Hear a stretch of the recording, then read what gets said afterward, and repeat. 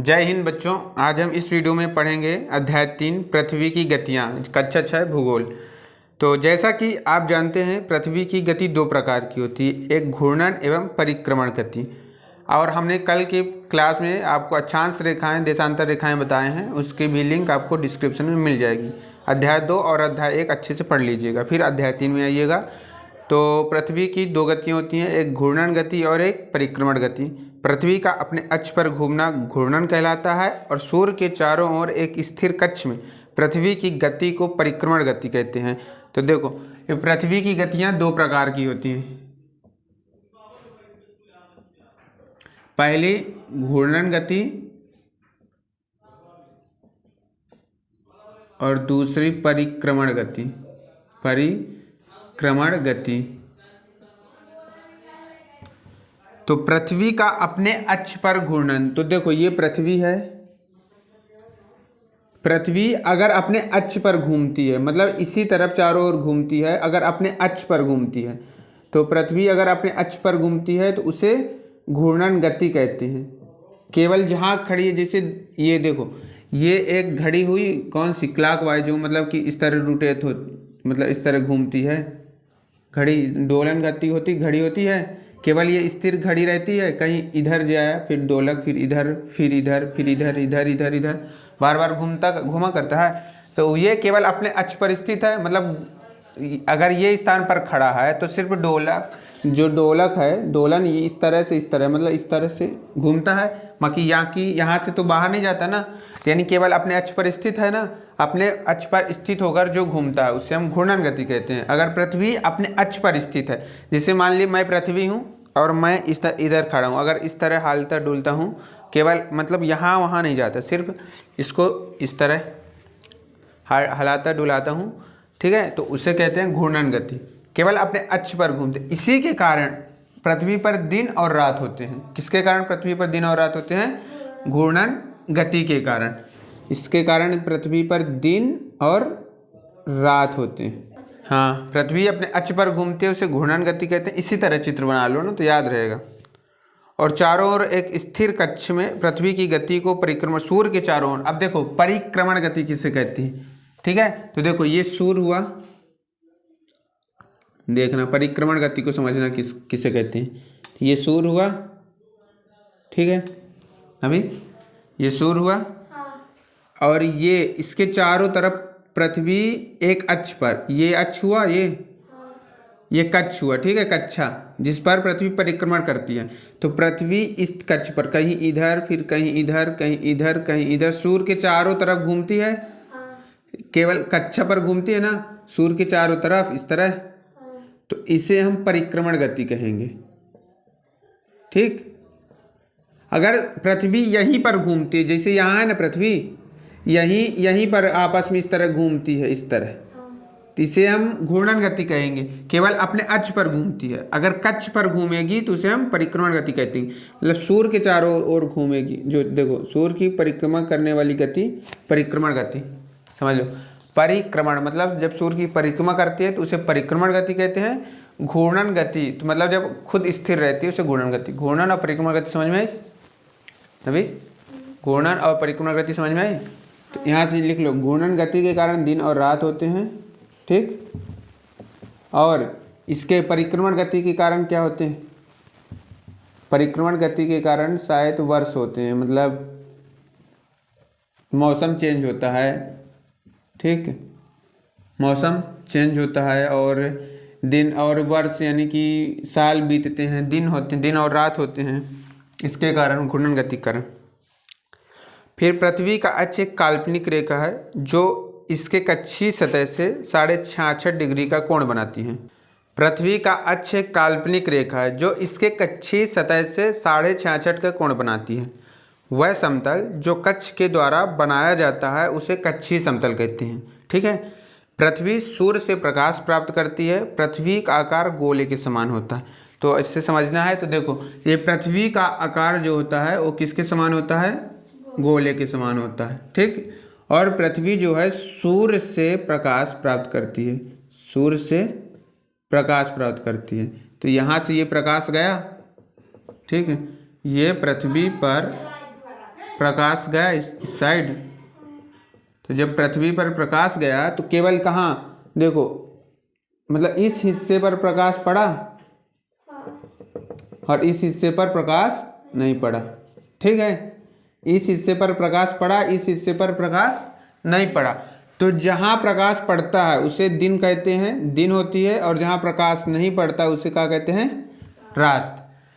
तो सूर्य, पृथ्वी जो है सूर्य से प्रकाश प्राप्त करती है, तो जिस हिस्से पर सूर्य का प्रकाश पड़ता है वहाँ दिन होता है, जहाँ प्रकाश नहीं पड़ता वहाँ क्या होती है, रात होती है। जैसे ये किताब है, किताब, तो किताब का एक हिस्सा ये वाला हिस्सा, यहाँ प्रकाश पड़ रहा है तो यहाँ दिन होगा, लेकिन ये इस साइड ही वाला हिस्सा प्रकाश नहीं पड़ रहा तो यहाँ क्या होगी, रात होगी।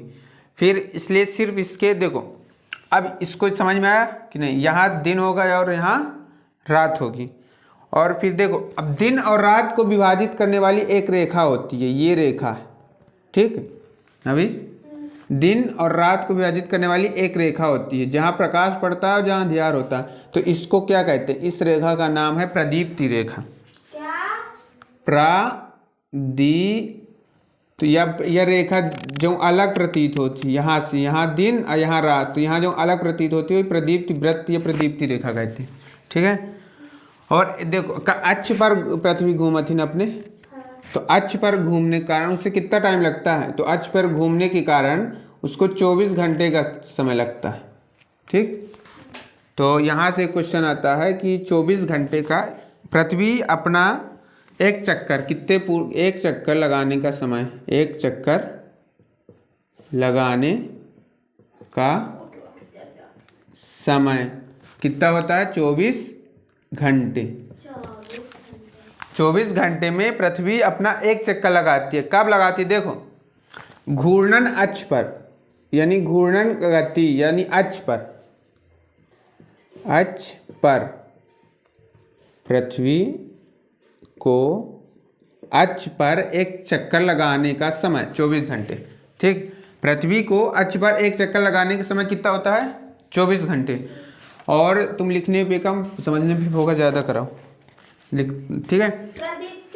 प्रदीप्ति रेखा इसको कहते हैं। देखो यहाँ पृथ्वी को अक्ष पर एक चक्कर लगाने में का 24 घंटे समय लगता है, और परिक्रमण करने पर, और यहाँ से देखो कक्षा पर या फिर परिक्रमण दूरी, या फिर यहाँ से लिख सकते हो पृथ्वी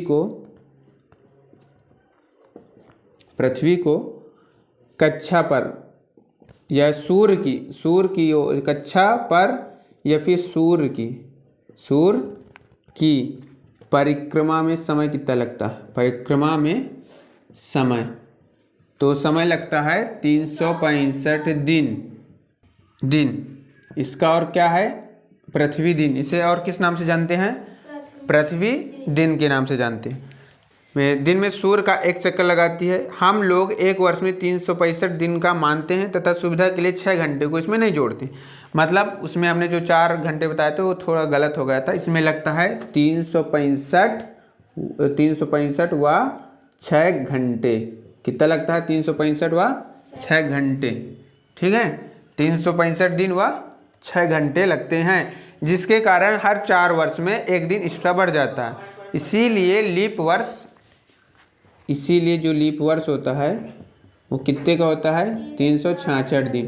क्यों, क्योंकि ये 4 वर्ष में एक बार बढ़ गया, तो 6 घंटे मिला के 4 वर्ष में कितने हो गए, 24 घंटे। 24 घंटे हुआ एक दिन का, इससे लीप वर्ष में एक दिन एक्स्ट्रा बढ़ जाता है। क्यों, क्योंकि एक साल में 365 व 6 घंटे होते हैं। ठीक है, और 4 वर्षों में प्रत्येक वर्ष के बचे हुए 6 घंटे, ये तो बता चुके। इसके अतिरिक्त दिन को फरवरी के महीने में 28 जोड़ा जाता है।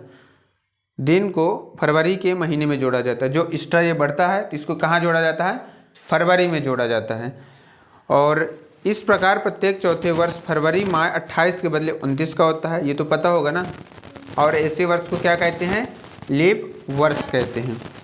और पता लगाइए कि अगला लीप वर्ष अब कब होगा, हमेशा किसके अंतराल पर होता है, 4 के अंतराल पर होता है। तो अभी क्या चल रहा है, 2023 चल रहा है, यानी कि 2024 में क्या होगा, लीप वर्ष होगा। अभी हमने आपको परिक्रमण गति बताया है, तो परिक्रमण गति समझ में आया ना क्या है। तो देखो परिक्रमण गति के कारण जो ऋतुओं में परिवर्तन होता है ऋतुओं में परिवर्तन होता है। तो ये क्वेश्चन आ सकता है कि मतलब ऋतुओं में परिवर्तन किस गति के कारण होता है, तो ऋतुओं में परिवर्तन परिक्रमण गति के कारण होता है। और एक वर्ष में कितनी ऋतुएं होती हैं, तो एक वर्ष में 4 ऋतुएं होती हैं, 4 ऋतुएं होती हैं, याद रखना। कितनी ऋतुएं होती हैं, 4 ऋतुएं होती हैं। पहली गर्मी, दूसरी सर्दी, तीसरी बसंत और चौथी शरद। तीसरी हुई बसंत और चौथी हुई शरद। तो ऋतुओं में परिवर्तन परिक्रमण गति के कारण होता है। जो पृथ्वी जो है सूर्य के चारों तरफ घूमती है, उसके कारण हमारे ऋतुओं में परिवर्तन होता है। एक वर्ष को हम 4 ऋतुओं में बांट सकते हैं, गर्मी, सर्दी, बसंत और शरद। मतलब कि 3 चौको 12, तो 3 मंथ की ये होती है, 3 3 और 3, तो 3 महीने की ये होती है, 3 मंथ की, मतलब 3 माह की ये एक ऋतु होती है, गर्मी, सर्दी, बसंत और शरद।